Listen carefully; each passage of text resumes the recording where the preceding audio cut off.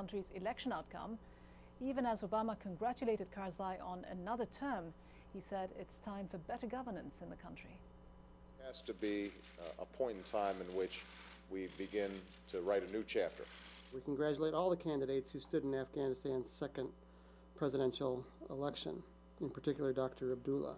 Dr. Abdullah trailed by a fairly large margin President Karzai. So I don't think there's any reason to believe that the Afghan people won't think this government is as legitimate as it is. Let's look at the facts. The fraud was talked about, investigated. The laws of Afghanistan and the institutions of Afghanistan prevailed. I'd like to, to kind of step back and look what they've accomplished here, too. The American people and the international community as a whole want to continue to partner with him and his government. Continue conversations about governance. A much more serious effort to eradicate corruption. Civil society. Joint efforts to accelerate the training of Afghan security forces. To ensure that we have a credible partner in our efforts to help secure the country. We have a big stake in Afghanistan. The proof is not going to be in words, it's going to be in deeds. Karzai's re-election means the Obama administration will continue to have the same partner in Afghanistan for the foreseeable future. Joining me now is Jonathan Owen, a military analyst with the U.S. Defense Department.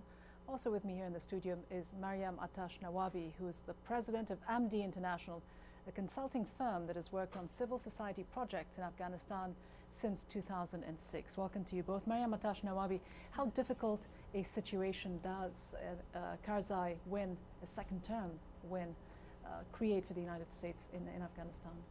I think regardless of the election process and outcome, the United States has had to look at its overall strategy in terms of how it's allocating its resources to Afghanistan and how its military is engaging with the Afghan people. I think General Petraeus last year called for 80% economic assistance, 20% military assistance as part of this counterinsurgency. But again, we see more funding being spent towards military spending and not economic development, which is where real security, I think, is going to be won in Afghanistan. Jonathan Owen, will the U.S. reassess the allocation of its resources in Afghanistan, or will it continue to invest so heavily on the military aspect of things? Well, it's going to be a multi-pronged approach. They have to look at a number of things, and one of which, in order for Karzai's regime and governments now to have legitimacy after this election, there's going to be a huge push for anti-corruption policies. And without that, there's no security, there's no economic development, because where is that money going to go? Who's going to develop? Who's going to invest in a country where it's so corrupt that a penny might not even get out of $100 to the actual person where it helps? But how can you create that environment, though? Hamid Karzai has been in power in one form or another since the end of 2001. His government has been plagued with corruption. Can he suddenly change his style of governance, especially at a time when he is so politically weak? I think we have to look at where Afghanistan has come. Obviously, the legal institutions were destroyed by many years of war.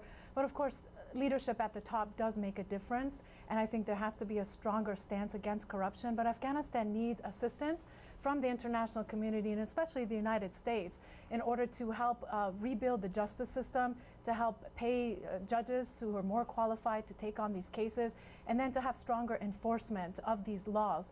And I think there's also corruption in the contracting systems. It's not just within the Afghan government, but a lot of the aid never reaches the Afghan government. It's actually spent by foreign contractors, and we have to address that problem as well. Is that a problem the U.S. is addressing?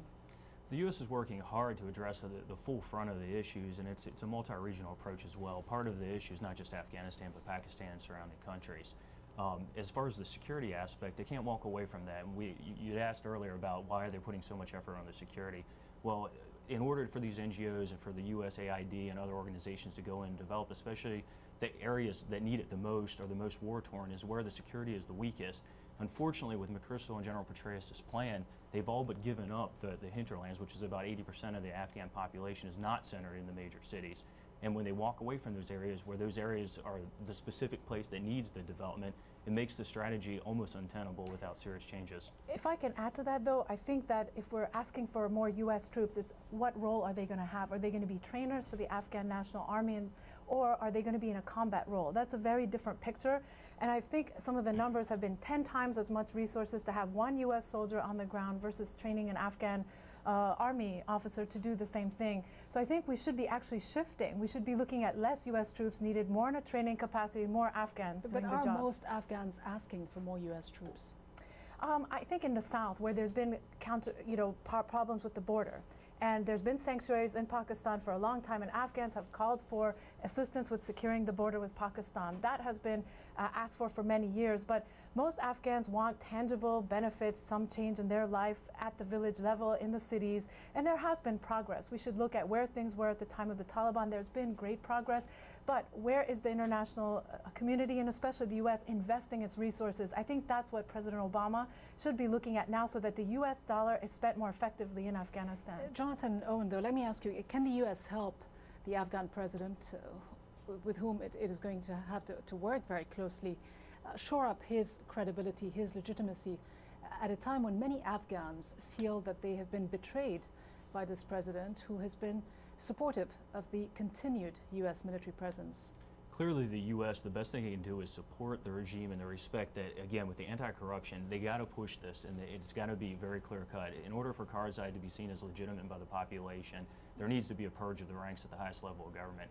Without that, his government is going to be viewed as corrupt, and it's going to be a huge victory for the Taliban and Al-Qaeda elements trying to destabilize that regime. They're going to be sitting there saying, see, I told you so, this government's corrupt, it's Western, it's not representative. But isn't one of his people. weaknesses, one of the problems also, that Karzai for too many years has been seen by very many Afghans as being a puppet of the United States? Should the U.S. now put a bit more distance between itself and Karzai and allow him at least the semblance of more independence? I think the distance is going to become inevitable, not necessarily because that's what the U.S. wants or Karzai wants, but because of the de facto legitimacy, illegitimacy of this regime because of this election.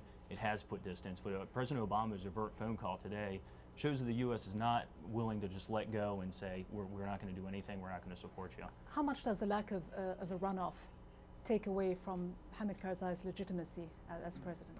Well, I think the fact that President Karzai had accepted to have a runoff take place was a positive sign. However, some of the structural problems in the election itself with respect to the Independent Election Commission having been appointed by the incumbent were issues that needed to have been addressed from day one. And that's something that the United Nations should have assisted from the beginning.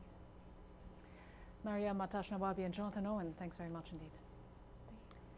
A Texas financier who received a knighthood from a twin island nation in the Caribbean may soon be stripped of his honor. Antigua and Barbuda granted